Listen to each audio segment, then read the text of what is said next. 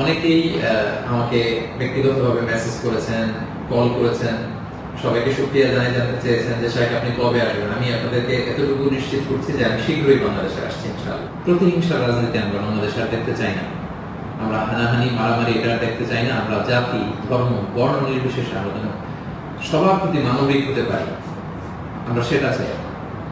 আমরা চাই মেরিটোক্রেসির ভিত্তিতে আমাদের দেশ চলবে। দেশের যতটি চাকরি দেওয়া হবে, পদায়ন হবে, যারা সচিব হবেন, যারা বিসিএস ক্যাডার হবেন, যারা সরকারি আমলা হবেন, প্রতিটা চাকরি যেন মেধার ভিত্তিতে হবে। Meritocracy should be the national policy of Bangladesh, our new Bangladesh, our new independent Bangladesh.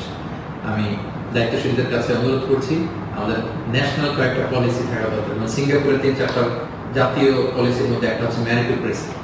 রাষ্ট্রীয়ভাবে যেন ঘোষণা দেওয়া হয় যে মেরিটোক্রেসির ভিত্তিতে আমাদের বাংলাদেশ চলবে। আমাদের বিচার বিভাগ সম্পূর্ণ স্বাধীন হবে, এখানে কেউ